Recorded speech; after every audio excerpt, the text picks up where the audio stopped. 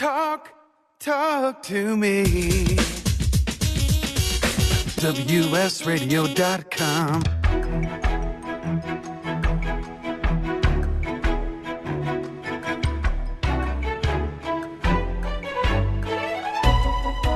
The San Diego Council on Literacy brings you Literacy for All with your host, Jose Cruz. Welcome to the show. I'm Jose Cruz, and you're listening to Literacy for All. This is our radio show for literacy on WS Radio, and just so glad to have the opportunity to share with you information about the state of literacy in our communities and the interventions that we have, the partners that we have, and just the solutions and the solutions that people are coming to us when they join our show.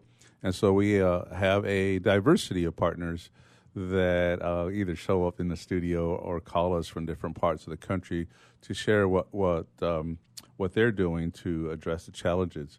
And it's such a joy to have these resources and to learn more about the things that are working out there, whether it's preparing parents to be their child's first teacher and to create a home that is their child's first school, to help children who may be reluctant readers and maybe didn't have the help that they needed in those crucial first 4 years of life, or even working with parents and folks who are adults and who went through school not being able to read because they didn't get the help. And so now they're adults, they're parents, they're workers, they're engaged in their community, and they need literacy, especially in this era, to function at a high level or higher level, or just even to survive.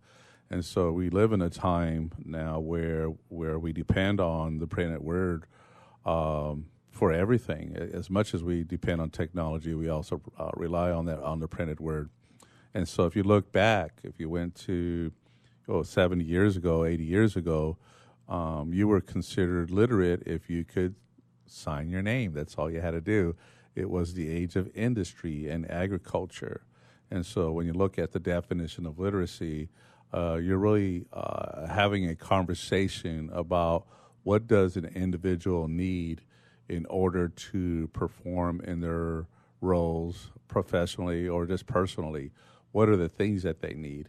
And so we really look at literacy as being one of those things that requires, that is a skill that helps people to function.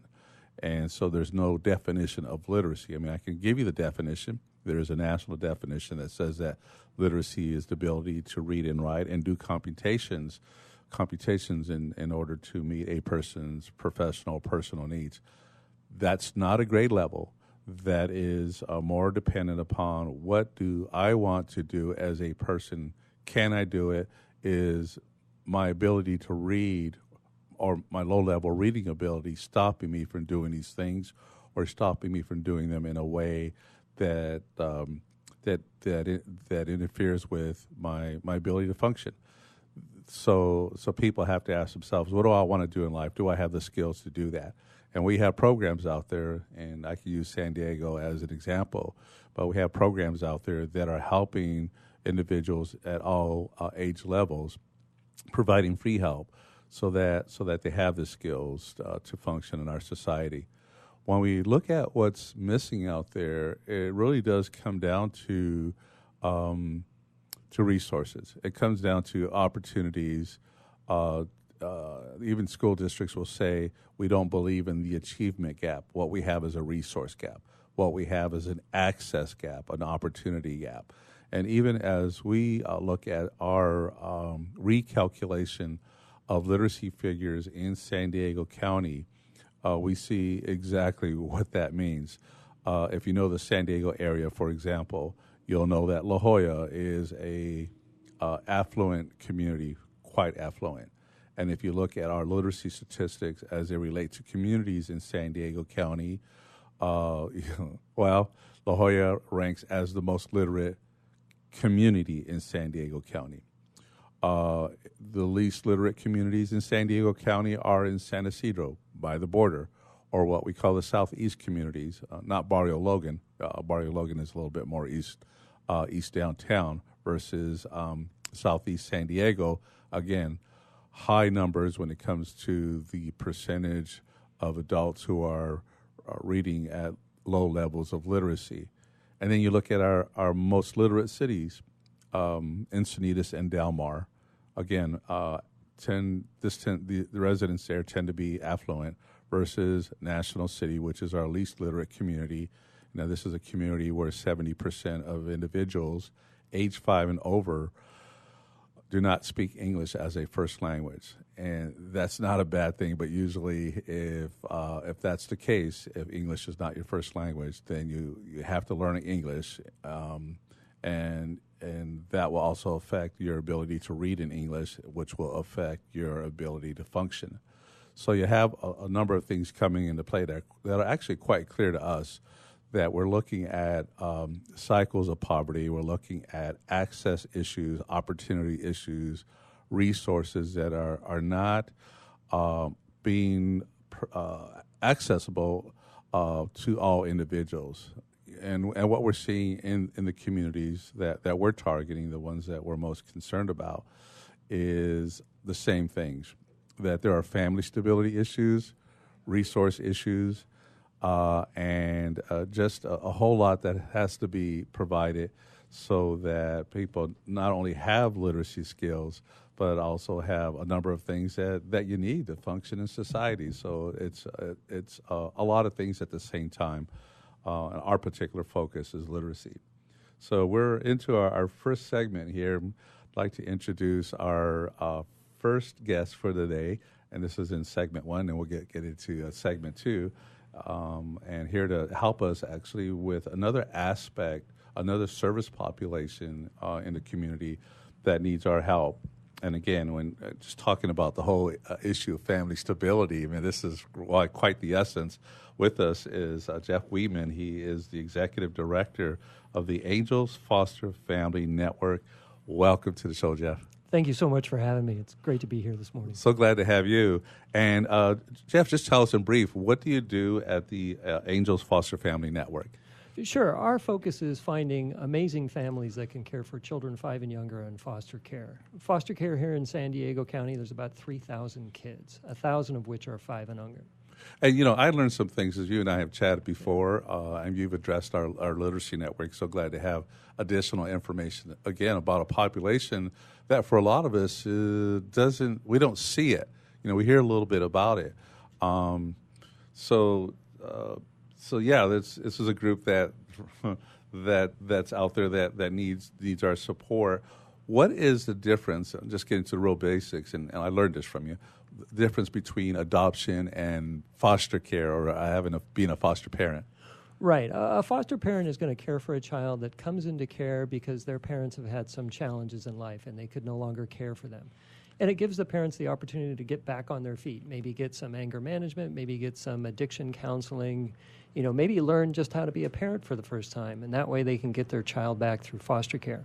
Now, sometimes parents can't get their children back when they've been in foster care, and that's when they're offered up for adoption.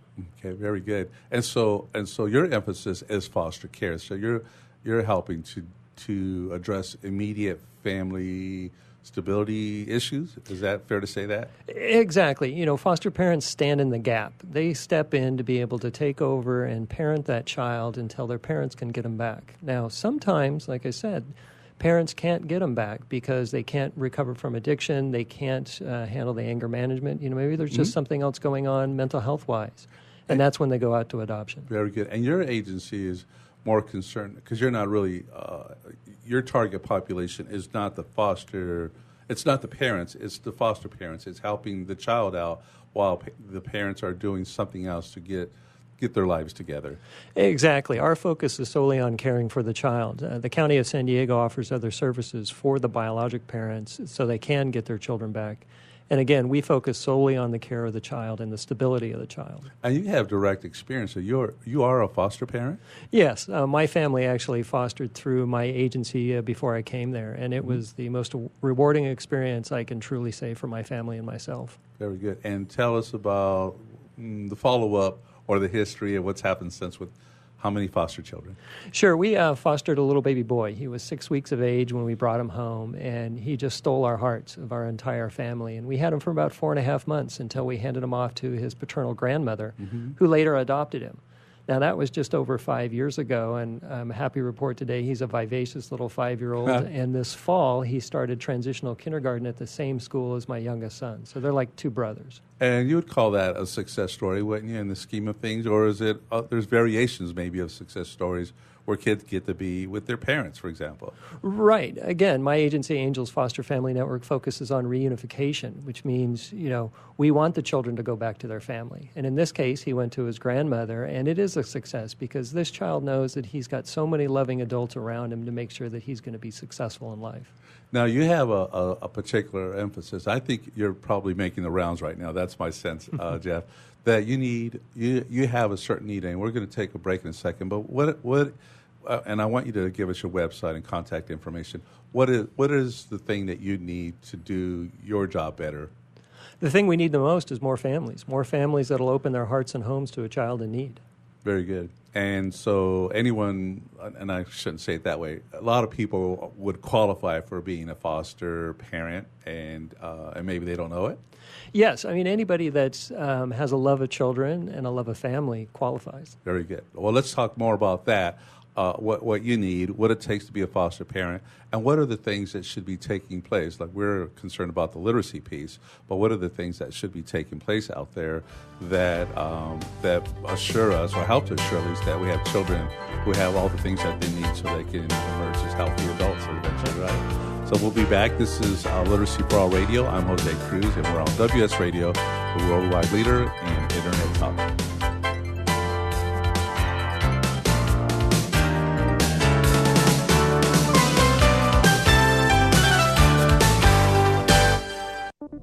Are you a small business or nonprofit? Securing Our eCity Foundation offers free cybersecurity seminars so businesses of every size can become more cyber safe. According to Forbes, just one cybercrime incident can cost a company over $15 million. Protect yourself, your employees, and your business before you fall victim to the nation's fastest growing crime. Go right now to securingourEcity.org or call 619-630-2444.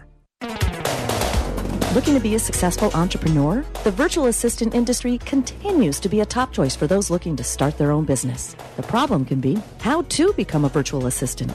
Many turn to the Bible of the VA industry, the book Virtual Assistant, the series, and it's the perfect guide for office managers, executive assistants, and other administrative professionals looking to make the transition from employee to successful business owner.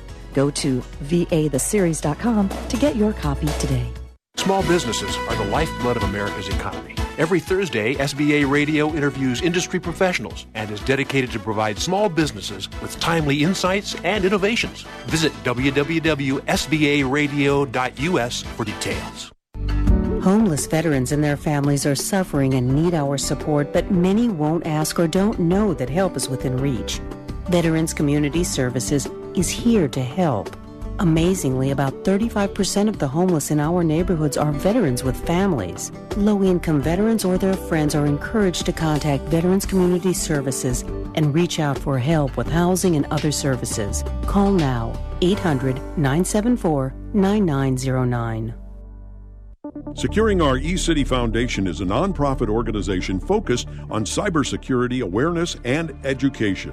Formed in 2011, their mission is to enable every San Diegan to live, work, and play safely in the cyber world. For more information, visit securingourEcity.org or call 619-630-2444. SecuringourEcity.org, 619-630-2444. SecuringourEcity.org.